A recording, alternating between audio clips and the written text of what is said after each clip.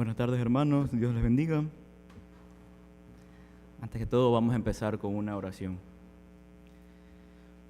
Amado Dios, buen Padre Celestial, Señor, gracias te doy por este tiempo, Señor, que tú nos has permitido estar aquí, Señor. Gracias porque has sido tan bueno con nosotros y eres tan bueno con nosotros, Señor, que nos permites estar aquí escuchando tu palabra, Señor. Te pido que por favor ilumines nuestra mente, que podamos entender cada una de las cosas que vamos a escuchar aquí, Señor, y que sea tu palabra impactando nuestra vida, Señor, para la alabanza de tu nombre, Señor.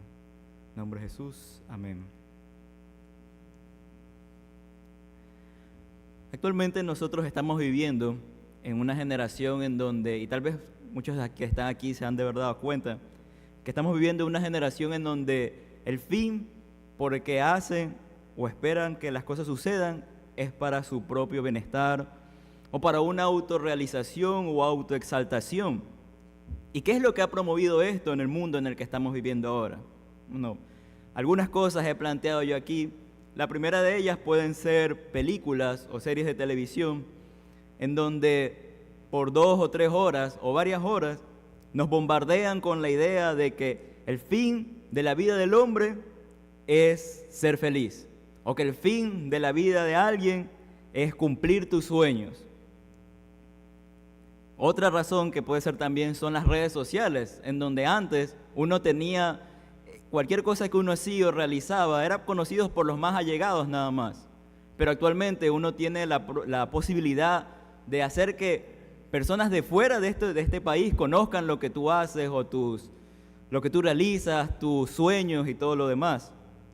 Y por último, podemos hablar del corazón humano, ya que el corazón humano no renovado ama la autorrealización, la autoexaltación, y como único fin tiene el ser feliz. Por eso es que hay una frase tan famosa en el mundo ahora, es que si eres feliz, lo que tú haces, eso es lo correcto. Y este pensamiento centrado en el hombre no solo es algo que ha afectado a la sociedad, o bueno, siempre ha afectado a la sociedad, sino que también podemos ver que ha afectado ahora a la iglesia. ¿Y dónde podemos ver? Bueno, eso lo vemos en los mensajes, en los púlpitos, ya que hoy en día existen bastantes mensajes en donde se exalta el ego del hombre, en donde se plantea de que uno se acerca a Dios y Dios le va a cumplir sus sueños. Si uno tiene un emprendimiento, Dios te va a ayudar a cumplirlo. Si tú tienes un problema, Dios te va a ayudar en el problema y vas a ser feliz.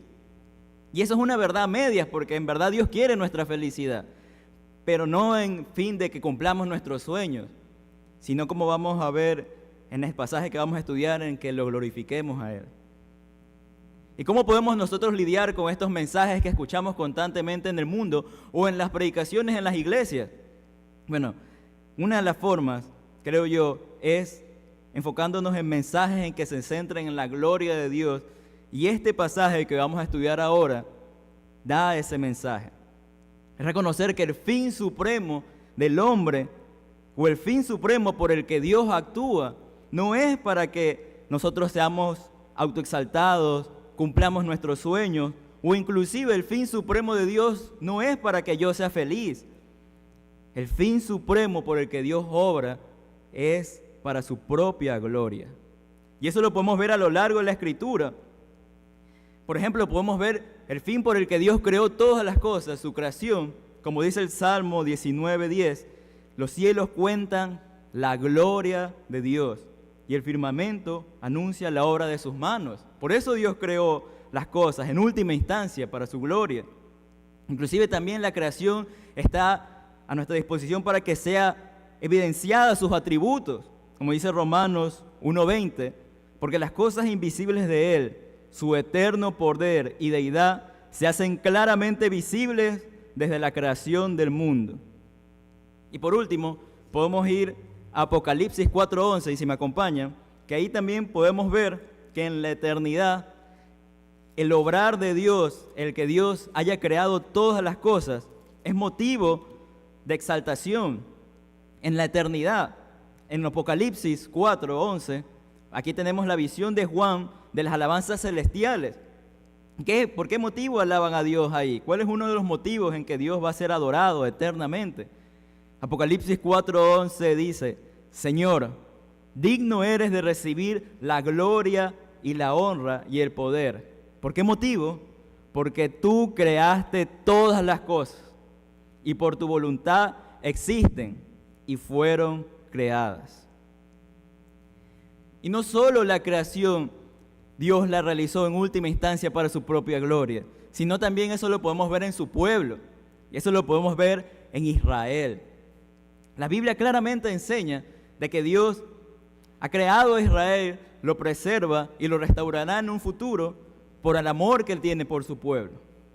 Sin embargo, el fin supremo por el que Dios ha creado a Israel es para su propia gloria. Eso lo vemos en Isaías 43:7. En Isaías 43:7 dice, todos los llamados a mi nombre, que acuerdo al contexto es Israel, para gloria mía los he creado, los formé y los hice. Y no solo Dios creó a Israel para su propia gloria, sino que también Dios preserva a Israel y no lo destruye por los pecados que ellos han cometido, también para su gloria. Y eso lo podemos ver en Ezequiel. Si me acompañan a Ezequiel 20, podemos ver ahí un pasaje que habla acerca de esto. Y en Ezequiel 20 el contexto es que el pueblo de Israel se encuentra exiliado en Babilonia debido a su continua rebeldía. Y es aquí que los líderes se acercan a Ezequiel para pedirles consejos, pero estos líderes no eran mejor que el pueblo de Israel. Y es ahí que Dios reprende el pecado del pueblo y hace un recuento de la historia pecaminosa de Israel. Y en medio de esas palabras fuertes que Dios tiene con Israel, Él destaca que en última instancia, el motivo por el que Dios no ha destruido en su ira a Israel, como otros pueblos, dice, y lo vamos a ver en esta parte de Ezequiel 20, es en consideración a mi nombre. Si vamos a Ezequiel 20, del 8 al 9, dice así, mas ellos se rebelaron contra mí, hablando de Israel, y no quisieron obedecerme. No echó de sí cada uno las abominaciones de delante de sus ojos, ni dejaron los ídolos de Egipto. Y dije que derramaría mi ira sobre ellos, para cumplir mi enojo en ellos en medio de la tierra de Egipto. Pero ahora el versículo 9 dice, con todo, es decir, a pesar de eso, a causa de mi nombre, para que no se infamase ante los ojos de las naciones, en medio de los cuales estaban, en cuyos ojos fui conocidos, actué para sacarlos de la tierra de Egipto. Dios decidió actuar a favor de Israel, en última instancia por su propio nombre.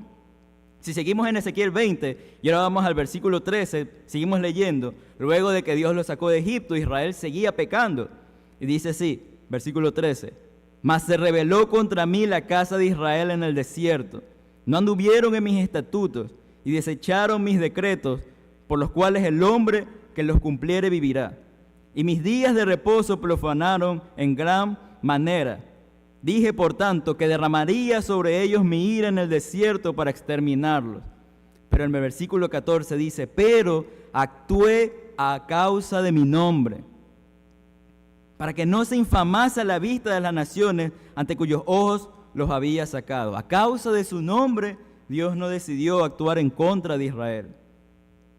Y por último vemos en el versículo 21 y 22, dice así, volviendo otra vez a caer el pueblo de Israel en rebeldía, dice, versículo 21, mas los hijos se rebelaron contra mí, no anduvieron en mis estatutos, ni guardaron mis decretos para ponerlos por obra, por los cuales el hombre que los cumpliera vivirá.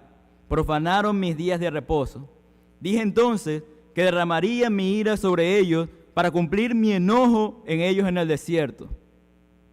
Versículo 22. Mas retraje mi mano a causa de mi nombre, para que no se infamase a la vista de las naciones ante cuyos ojos no los había sacado. Es a causa de su propio nombre, a causa de su gloria, que Dios preserva a Israel y la sigue preservando a lo largo de la historia.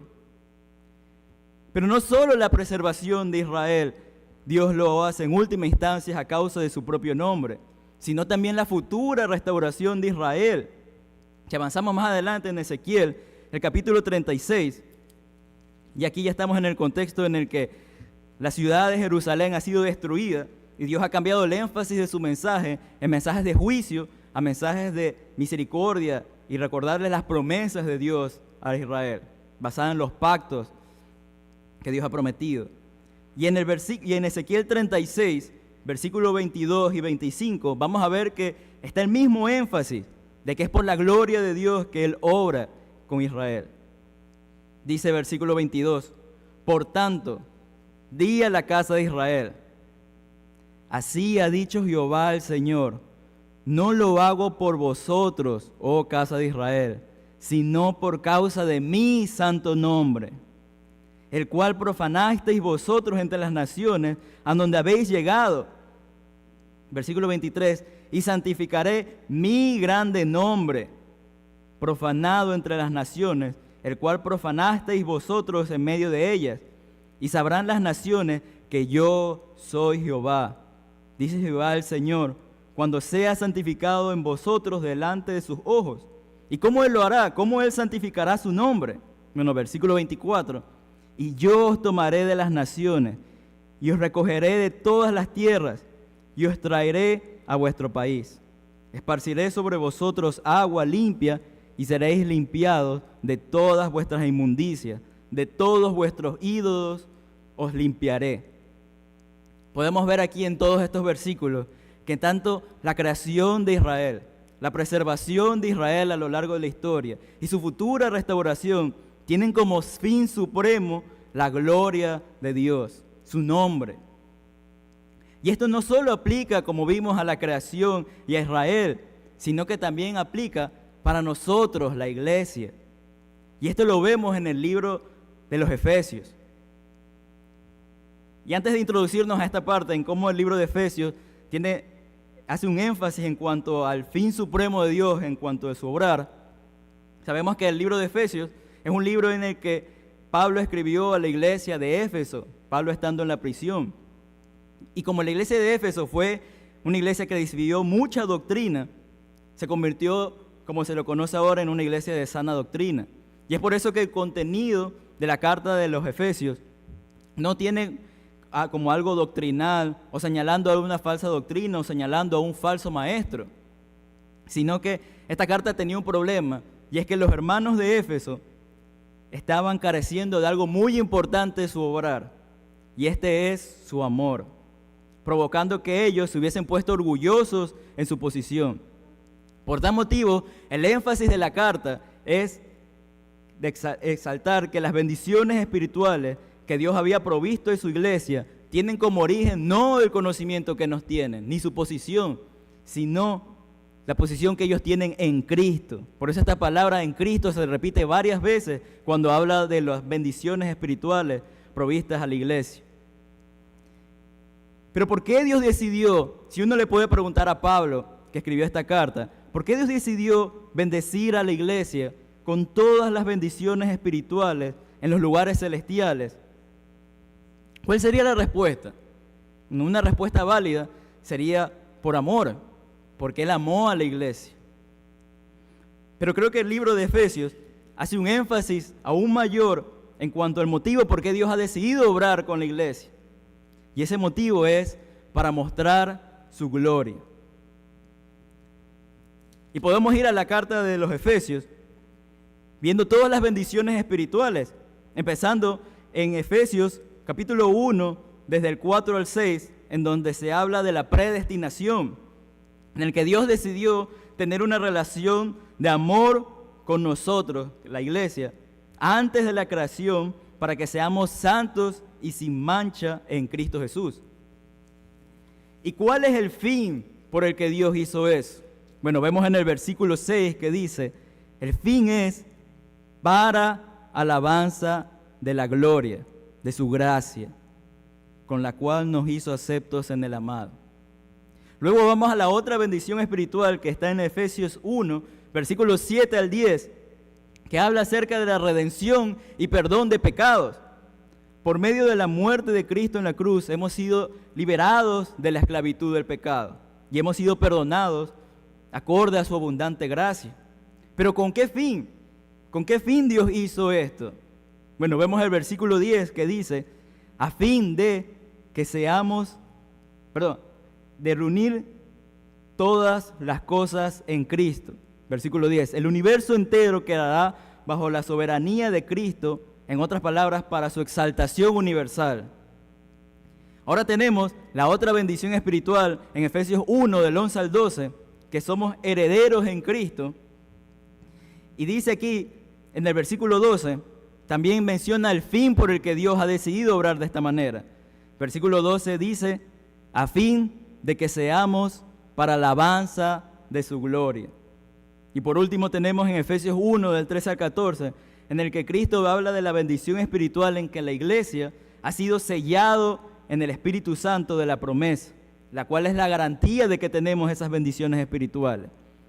Y podemos repetir lo mismo de la vez pasada, el versículo 14, ¿con qué fin Dios hizo eso? Dice versículo 14, en la última parte, para alabanza de su gloria. Es claro, hermanos, por los versículos que hemos leído, que Pablo no solo quería dejarles claro a ellos, los hermanos de Éfeso, que todas las bendiciones espirituales son en Cristo, sino que también quería que ellos entendieran de que el fin por el que Dios ha realizado esto, la razón por la que Dios ha decidido bendecir a la iglesia con todas las bendiciones espirituales, no es en última instancia por nuestro propio bienestar o felicidad, sino para que Dios sea exaltado por medio de su iglesia.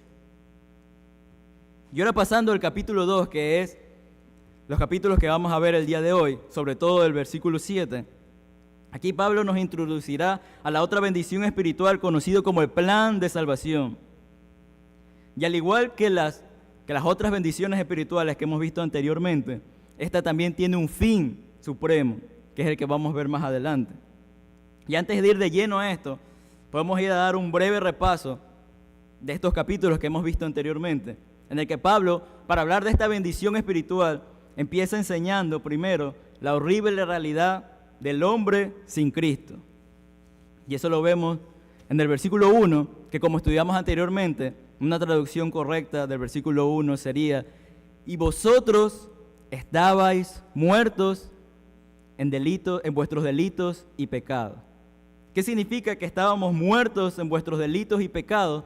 Que una persona que está muerta es que está separada de Cristo. Es decir, que carece de la vida, que es inútil delante de Dios. Es como un cadáver que no puede responder a ningún estímulo.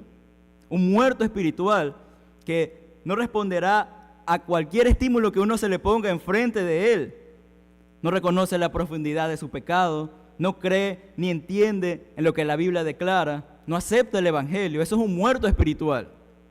Y Pablo le dice a los hermanos de Éfeso que esto erais vosotros, un muerto espiritual. Estaban muertos en delitos y pecados. Pero a pesar de que ese muerto, carente de cualquier estímulo espiritual, sí era estimulado por otras fuerzas. Y estas fuerzas son las que leemos más adelante, que es el mundo, Satanás y nuestro propio pecado.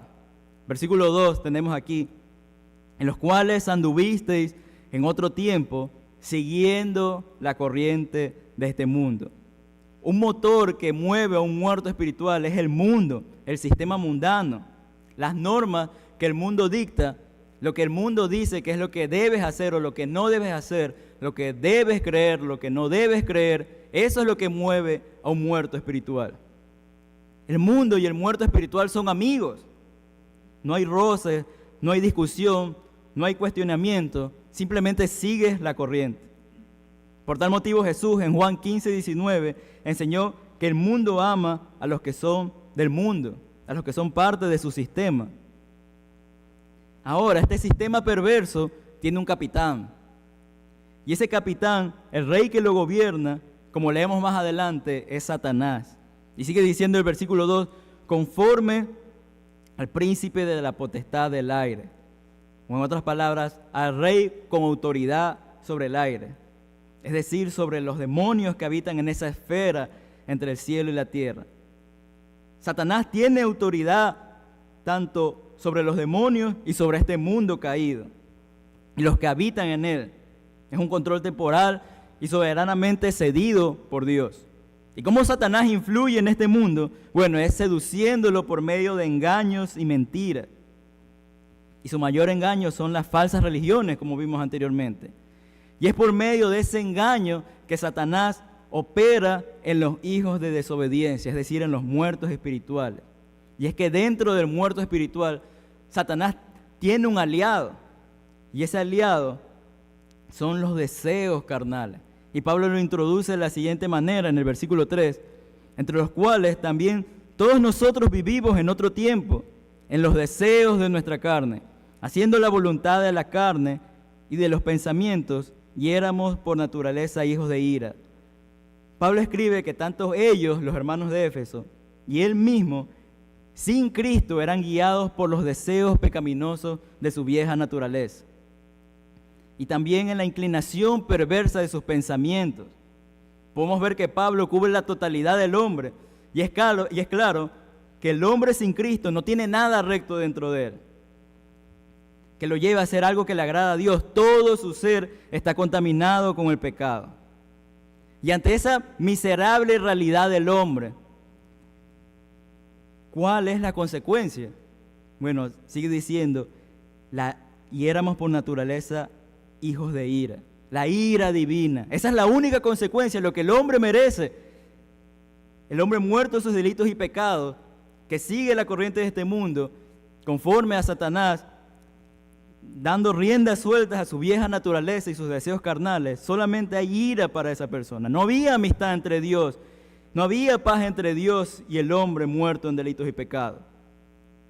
Y el pasaje pudo haber concluido ahí, pero añade lo mismo que los demás, recordando que esto no nos incluye a nosotros que estábamos sin Cristo, sino al resto de la humanidad. No había nada diferente, éramos lo mismo que los demás. Sin Cristo todas las personas son iguales, igualmente de muertas, perversas y caídas. ¿Y ahora qué cambió entonces? ¿Qué cambió en los hermanos de Éfeso? ¿Qué cambió en nosotros? Y Pablo ahora va a introducir la bendición espiritual, que es el obrar que Dios decidió tener sobre nosotros. No juicio, que es lo que merecíamos, sino misericordia. Versículo 4. Pero Dios, Él tomando la iniciativa, y aquí está el contraste de que Dios inició todo esto debido a que es rico en misericordia, sin medida e ilimitada. Y vimos anteriormente que esta palabra misericordia es no mostrar u otorgar juicio que se merece. El justo pago por nuestros pecados debe ser la muerte. La Biblia es clara, dice, la paga del pecado es la muerte. Sin embargo, Dios, que es rico en misericordia, decidió no emitir el juicio que la persona merece, el final, la muerte y el castigo en el infierno, sino que Dios decidió actuar por su gran amor con que nos amó, es decir, a causa de su afecto y bondad hacia el pecador. Y esto es algo que debe sobrecoger nuestro corazón. El ser objetos del amor de Dios es un privilegio cósmico. Mas aún si reconocemos que su bondad y amor no se debió a algo que nosotros hubiésemos hecho, y Pablo lo deja claro, este amor que Dios mostró no es algo que los hermanos de Éfeso o nosotros que también estamos ahí, nosotros hubiésemos hecho, mostrado, porque fue cuando, versículo 5, aún estando nosotros muertos en pecado. Pablo escribió esto para que los hermanos de Éfeso sepan que en el momento que Dios los amó, eran lo mismo de siempre, una persona muerta. Y ahora, ¿cómo Dios iba a demostrar ese amor? ¿Cómo Dios demostrará su amor para con los suyos? Y aquí Pablo nos introduce a la triada de las bendiciones espirituales. Tres cosas ¿cuáles son las bendiciones espirituales que Dios le otorgó a la iglesia? Lo que necesitaba el hombre muerto en pecados, le dio vida juntamente con Cristo, juntamente con Él lo resucitó y asimismo lo hizo sentar juntamente con Él en los lugares celestiales. Y rápidamente repasando esto, podemos ver que le dio vida juntamente con Él, es que ahora resucitó a esa persona, es decir, que ya esa persona no solo está compuesto por el pecado, sino que hay algo nuevo en él, algo que Dios le dio vida. Y esto es lo contrario a estar muertos en delitos y pecados. Ya la persona ya no vive alejado de la vida, sino que ahora la vida mora en él, que es Cristo. Y ahora dentro de él hay una nueva naturaleza, alguien vivo que es capaz de responder a los estímulos espirituales. Eso es que Dios le dio vida juntamente con él. Y después dice que juntamente con él nos resucitó, que prácticamente es la misma idea que enseña el verbo anterior. Y es posiblemente para dar un énfasis del gran problema que presenta el pasaje, que es estar muerto. Ya que antes me encontraba muerto, pero ahora en Cristo he resucitado, he vuelto a la vida. Y sigue diciendo, y asimismo nos hizo sentar en los lugares celestiales, juntamente con Cristo Jesús. Antes nosotros vivíamos en el reino de las tinieblas, en la oscuridad, pero ahora en Cristo hemos sido trasladados al reino de la luz. Ahora tenemos una comunión íntima y de amor con el Padre y con todos los santos que son la iglesia. Y esto hizo Dios por nosotros, hermanos. Como mencionó en el versículo 5, esto no fue por algo que nosotros hubiésemos hecho. Todas estas bendiciones de que Dios nos ha dado vida, nos resucitó y nos hizo sentar en los lugares celestiales, ese plan de salvación no es por nosotros, por algo que nosotros hubiésemos hecho, sino por su amor. Como dice Efesios 1:5, el puro afecto de su voluntad. Y esta bendición espiritual va acorde a la intención de Pablo en la carta, ya que todo lo que se ha hablado aquí enfrenta el orgullo posicional que ellos tenían, ya que recordando quiénes eran sin Cristo, unos cadáveres espirituales, debía humillarlos a los hermanos de Éfeso y reconocer que no eran diferentes a los otros. Y también iba a incentivar el amor de ellos, ya que meditar en ese gran amor que hemos recibido debería aumentar ese amor hacia Dios. Y esto fue clave para la intención de Pablo en la carta. Pero pienso yo, hermano, y es lo que vamos a ver ahora, que meditar acerca de ese fin supremo, porque Dios ha demostrado esta bendición espiritual, el plan eterno de salvación, incentivará las dos cosas, motivará aún más la humildad y el amor hacia Cristo que Pablo quería lograr por ello. Y esto lo introduce de la siguiente manera. Y si vamos al texto que vamos a ver hoy en Efesios 2:7, dice, para mostrar en los siglos venideros las abundantes riquezas de su gracia, en su bondad para con nosotros en Cristo Jesús. El versículo 7 empieza con esta conjunción para, que nos indique que la oración posterior, es decir, lo que viene, va a señalar una meta o un propósito de la oración que antecede. Es decir, ¿y cuál es la oración que antecede? Todo lo que Pablo nos ha introducido desde el versículo 1 hasta el versículo 6, todo lo que hemos visto hasta ahora, ese plan de salvación. Y esta conjunción no solo se encuentra en el versículo 7, sino que también lo vemos en los versículos posteriores. Esto se encuentra en el versículo 9, que dice, no por obras, para que nadie se gloríe. Y en el versículo 10 también lo encontramos, porque somos hechura suya, creados en Cristo Jesús para buenas obras, las cuales Dios preparó de antemano para que anduviésemos en ella. Por tal motivo se podría decir que desde el versículo 7 hasta el versículo 10 enseñan acerca del fin supremo del plan de salvación. Y podríamos dividir estos versículos de la siguiente manera. Versículo 7 habla de que su gracia abundante en la salvación le glorifica a Dios.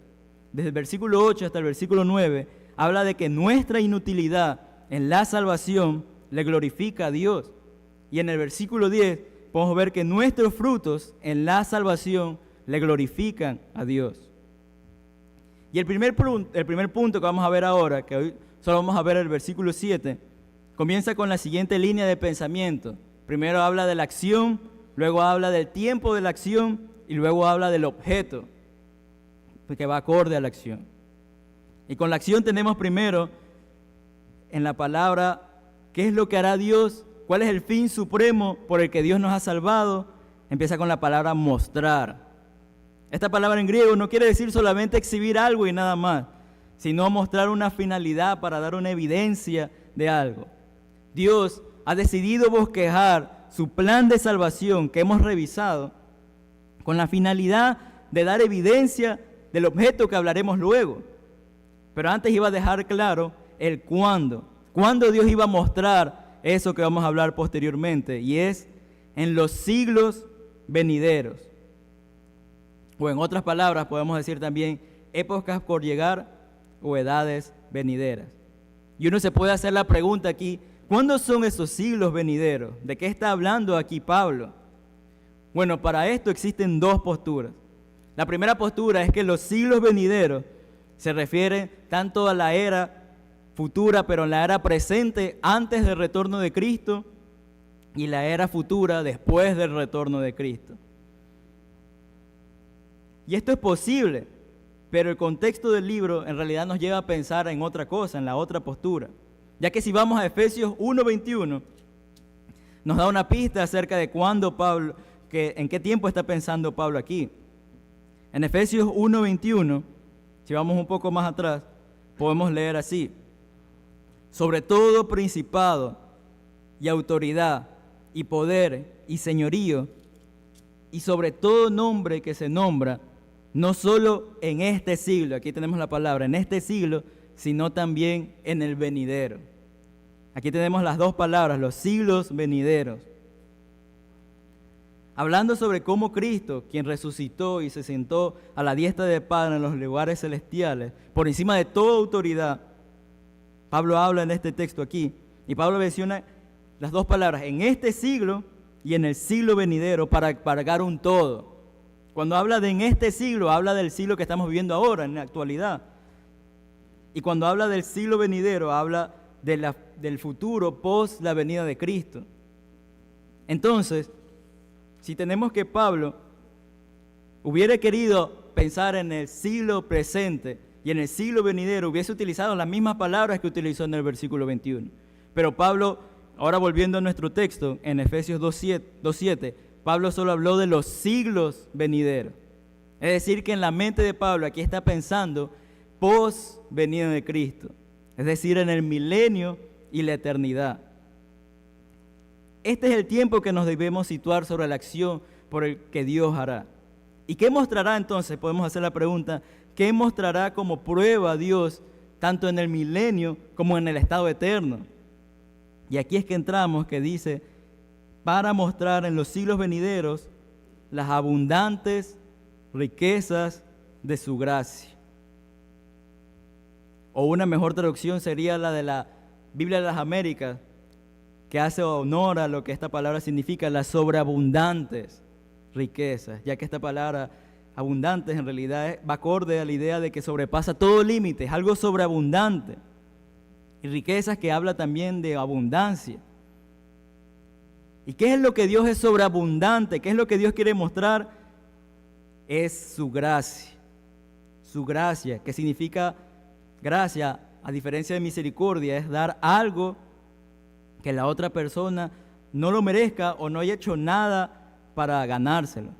Y este es el fin supremo entonces, hermanos, por el que Dios ha decidido diseñar este plan de salvación.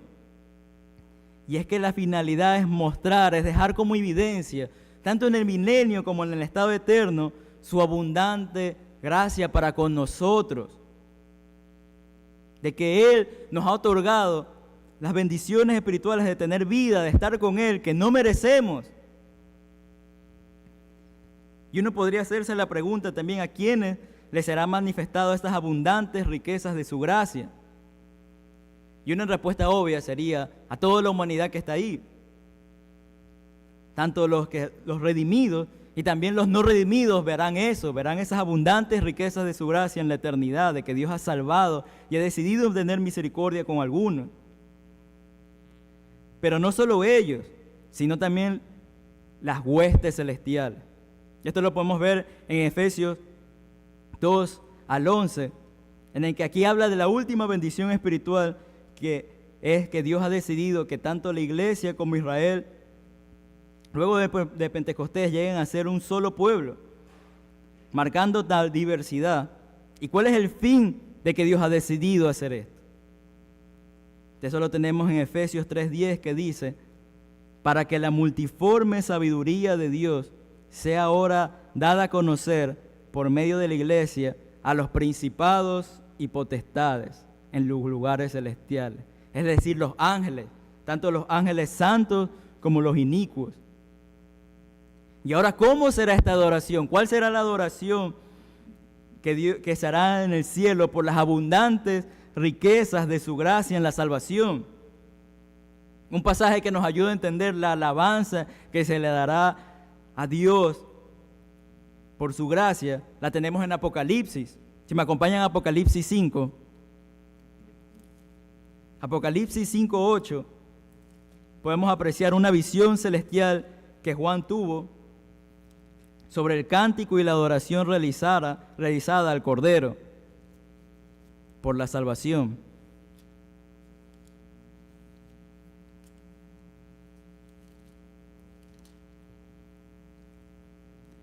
En Apocalipsis 5:8 al 13 dice así: y cuando hubo tomado el libro, los 4 seres vivientes, los cuales eran querubines de alta jerarquía asociados al poder de Dios, y los 24 ancianos, que esto es la iglesia, se postraron delante del Cordero.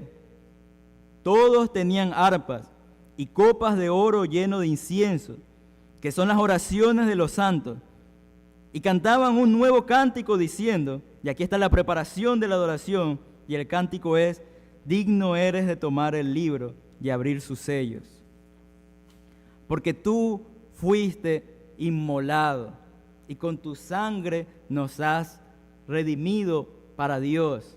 Actos que describen el plan de salvación. Y sigue diciendo: de todo linaje y lengua y pueblo y nación, y nos has hecho para nuestro Dios reyes y sacerdotes, y reinaremos sobre la tierra.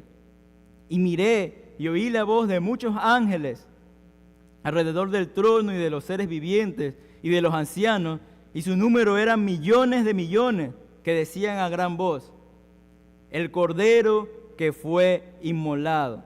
Una descripción del acto vicario de Cristo en la cruz para la salvación de los suyos. Y que habla del Cordero que fue inmolado, es digno de tomar el poder, las riquezas, la sabiduría, la fortaleza, la honra, la gloria y la alabanza. Y todo lo creado que está en el cielo y sobre la tierra y debajo de la tierra y en el mar, y a todas las cosas que en ellas hay, oí decir: al que está sentado en el trono y al Cordero, sea la alabanza, la honra, la gloria y el poder por los siglos de los siglos. Esta es la adoración que va a recibir Dios por las abundantes riquezas de su gracia para con los suyos en la salvación, para con nosotros. Y ahora el texto sigue, volviendo otra vez a Efesios 2:7. Y el texto sigue, y ahora aquí hay un inciso que uno podría pasarlo por alto, y el texto sigue leyéndose igual: para mostrar en los siglos venideros, versículo 7, para mostrar en los siglos venideros las abundantes riquezas de su gracia para con nosotros en Cristo Jesús. Se lee bien el texto, pero ¿por qué Pablo decidió entonces poner aquí en su bondad? No tendría nada de malo no tener esto de aquí, pero este inciso nos enseña algo: que si bien el fin supremo de nuestra salvación no es nuestro bienestar, sino la gloria de Dios, esto no significa que este acto fue realizado de manera fría, ya que Dios nos salvó por su bondad y amor para con nosotros. Es el amor y la bondad de Dios estuvo involucrado en el proceso de la salvación y en su proceso de exaltación. Esto lo vemos en Tito 3, 4 al 5, que dice: porque nosotros también éramos en otro tiempo insensatos, rebeldes, extraviados, esclavos de concupiscencia y deleites diversos, viviendo en malicia y envidia, aborrecibles y aborreciéndonos unos a otros. Al igual que este texto pone aquí el cuadro negativo del hombre, lo que el hombre es en realidad. Pero está el contraste, versículo 4. Pero cuando se manifestó, ¿qué cosa? La bondad de Dios nuestro Salvador y su amor para con los hombres nos salvó. Y ahora volviendo a Efesios 2:7, luego de que Pablo habla que todo esto fue hecho también en su bondad, el fin por el que Dios ha decidido diseñar este plan de salvación, ahora dice el objeto es para con nosotros, su bondad para con nosotros. Nosotros somos ese objeto de la gracia y bondad de Dios.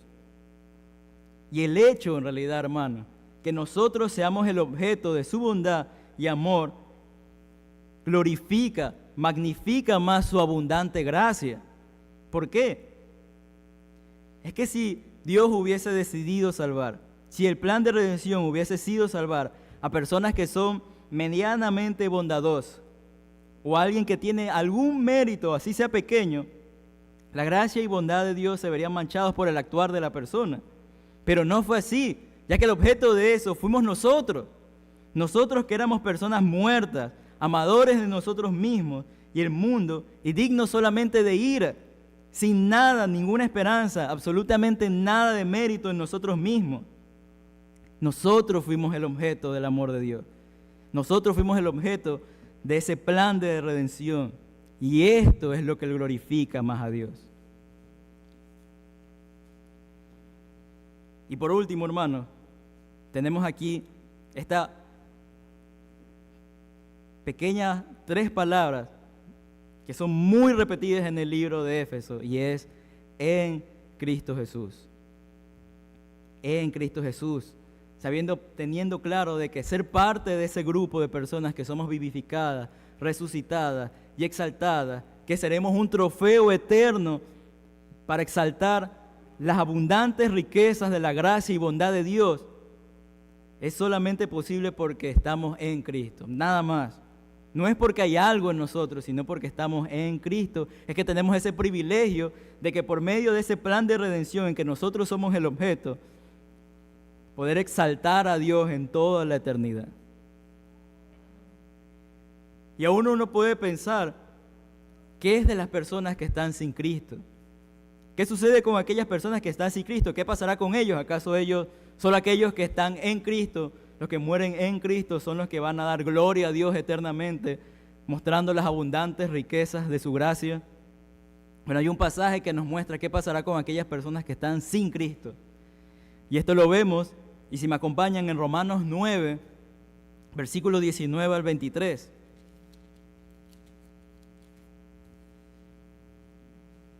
Pablo en estos pasajes de Romanos, desde el capítulo 9 hasta el capítulo 11, habla acerca de Dios y su trato especial con Israel. Y es en este capítulo 9 que específicamente escribe acerca de la soberanía de Dios y el trato con ellos. Y es en medio de todo esto que Pablo responde varias acusaciones que se le realiza a Dios con respecto a la incredulidad de Israel. Y una de las acusaciones que Pablo aborda la podemos leer en el versículo 19, en Romanos 9, versículo 19, que dice así: pero me dirás, ¿por qué pues inculpa? ¿Por qué? ¿Quién ha resistido a su voluntad? En otras palabras podemos decir que ellos están alegando, los acusadores están alegando, diciendo, ¿cómo es que Dios acusa de pecado a alguien si Él ya ha determinado a quién decide tener misericordia y a quién no? Y esto por lo que dice el versículo 18, que dice, de manera que de que quiere, tiene misericordia, y al quien quiere endurecer, endurece. Entonces ellos diciendo, ¿cómo tú dices que Dios acusa de pecado a alguien si ya ha determinado a quién Él iba a mostrar su misericordia? ¿Quién puede ir en contra de ese decreto? Y Pablo ahora, en vez de limitarse a una explicación sobre los designios de Dios, le responde con otra pregunta a sus acusadores. Y es claro por la respuesta que Pablo va a tener aquí, que estos acusadores en realidad no tienen un sentido sincero, de alguna duda sincera, sino que es una excusa por su pecado. Es una excusa por el pecado, y esto es algo que hemos escuchado siempre. muchas acusaciones que se dicen, pero si Dios permitió que el mal entrara, ¿Él por qué no nos hizo perfectos y ya? Acusaciones que simplemente son para cubrir su propio pecado. Y Pablo responde de esta manera en el versículo 20 y 21, que dice: mas antes, oh hombre, ¿quién eres tú para que alterques con Dios? ¿Dirá el vaso de barro al que lo forma, ¿por qué me has hecho? ¿O no tiene potestad el alfarero sobre el barro para hacer de la misma masa un vaso para honra y otro para deshonra? Aquí en el versículo 20 y 21, Pablo encara la necedad de la persona que hace esta pregunta al hacerle entender que él, siendo una criatura, un vaso de barro, ¿cómo podrá comprender al creador, al alfarero, al que lo hizo? La única forma en que él puede comprender a plenitud al alfarero es volviéndose el alfarero mismo, y esto es imposible. Jamás vamos a poder comprender la plenitud de los designios de Dios. Y ahora aquí es que viene el pasaje clave para el texto que estamos estudiando. Y aquí Pablo va a ampliar algo. Y esto lo vemos en el versículo 22, que dice, también pregunta: ¿y qué si Dios, queriendo mostrar su ira y hacer notorio su poder, soportó con mucha paciencia los vasos de ira preparados para destrucción? Sin ser, hermanos, el autor del mal, o como también a veces personas dicen que Dios predestina a personas que vayan al infierno. Sin nada de eso, Pablo sí enseña aquí por qué Dios ha decidido dejar que haya personas que caigan bajo el propio peso de su pecado. ¿Por qué Dios ha decidido no intervenir en ciertas personas y que caigan bajo el propio peso de su pecado? Y lo dice aquí, que es para dos cosas: mostrar, que es la misma palabra que nosotros tenemos en Efesios 2:7, mostrar, ¿qué cosa? Su ira, y hacer notorio su poder. Y sigue diciendo el versículo 22, con mucha paciencia. Y lo que sigue diciendo el versículo 22 es que con mucha paciencia Dios no ejerce juicio inmediato sobre las personas, sino que les da oportunidad para que se arrepientan y pongan su fe en Cristo. Sin embargo, ellos ya están preparados para destrucción, como sigue diciendo el versículo aquí, preparados para destrucción. Esta palabra preparados se encuentra en pasivo, este verbo se encuentra en pasivo, lo que indica que no es que Dios los prepara para destrucción, sino que ellos mismos, el pecador, caen a destrucción eterna bajo su propio peso, bajo su propia responsabilidad. Y hermanos, este es el destino de los que mueren sin Cristo. Ellos, a diferencia de aquellos que están con Cristo, en la eternidad darán gloria a Dios. Ellos sí darán gloria a Dios, pero no por medio del plan de salvación, sino por medio del juicio eterno. Si alineamos este pensamiento al versículo que tenemos en Efesios 2:7, lo podemos cambiar de la siguiente manera: y ellos recibirán el castigo eterno en el infierno. ¿Con qué fin? ¿Cuál es el fin supremo? Para mostrar en los siglos venideros las abundantes riquezas de su ira y poder, en su justicia, para con ellos que están sin Cristo. Este es el fin de las personas que mueren sin Cristo. Ellos van a hacer una exhibición, pero no de las abundantes riquezas de su gracia, sino de la ira de Dios y poder, en su justicia, porque es justo esto en realidad. Y su ira y su poder no es menos que su bondad y su gracia, ya que estos son atributos de Dios y son gloriosos de la misma manera. Pero en contraste con este grupo, hermano, en el versículo 23 en Romanos, Dios ha decidido no darle lo que merece a cierto grupo de personas, sino es que antes de la fundación del mundo, Él ha preparado vasos de honra, como vemos en el versículo 23 de Romanos 9. Y para hacer notorio las riquezas de su gloria, las mostró para con los vasos de misericordia, que Él ha preparado de antemano para gloria. La palabra preparado aquí ahora sí está en activo. Dios prepara esos vasos de honra de antemano. ¿Para qué? Para darles perdón, para darles vida. ¿Con qué fin supremo? ¿Con qué finalidad Él hizo esto? ¿Con qué finalidad Él preparó estos vasos de honra? para hacer notorio las riquezas de su gloria, o como dice nuestro texto, las abundantes riquezas de su gracia en su bondad. Qué privilegio, hermano, y qué gran bondad Dios nos ha dado hacia nosotros. Nosotros debimos haber sido esos vasos de deshonra. Nosotros debimos caer bajo nuestro propio peso de nuestro pecado. Esto es justo, esto hubiese sido justo, esto hubiese estado bien, porque es lo que merecemos, caer bajo el propio peso de nuestro pecado. Pero, debido a la gracia y misericordia de Dios, decidió escogernos desde antes de la fundación del mundo como vasos de honra e intervino en nuestra realidad para salvarnos de nuestros pecados.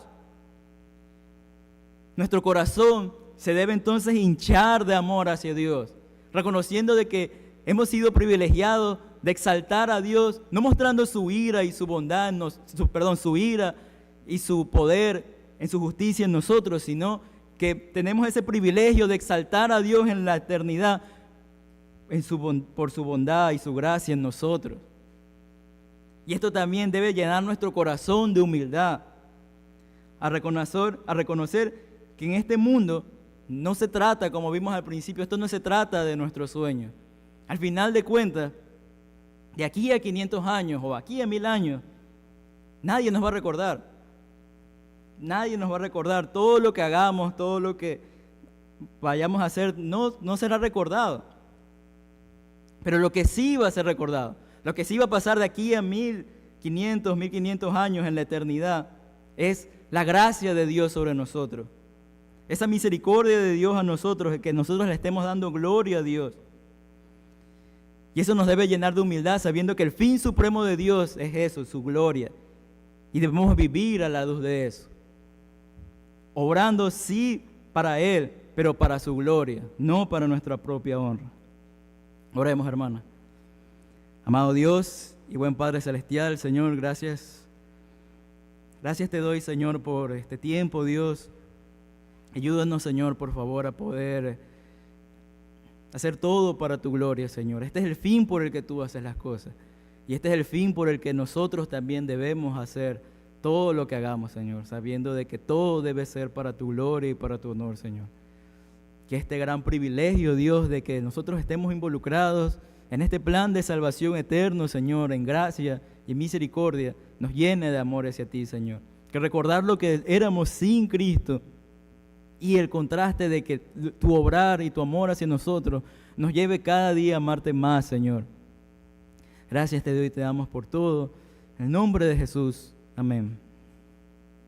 Y ahora oramos para despedirnos, Señor, para que se pongan de pie. Entonces oremos. Amado Dios, gracias te damos por este tiempo, Señor, que hemos tenido del culto hoy, Señor. Te pido que seas tú, Señor, ayudándonos en el resto de la semana, que podamos poner en obras todo lo que hemos visto en el día de hoy, tanto en la escuela dominical, en el culto de la mañana y en el culto de hoy, Señor. Que nuestras conversaciones que vayamos a tener ahora sean para la gloria de tu nombre, Señor. Gracias, Señor, te damos en el nombre de Jesús. Amén.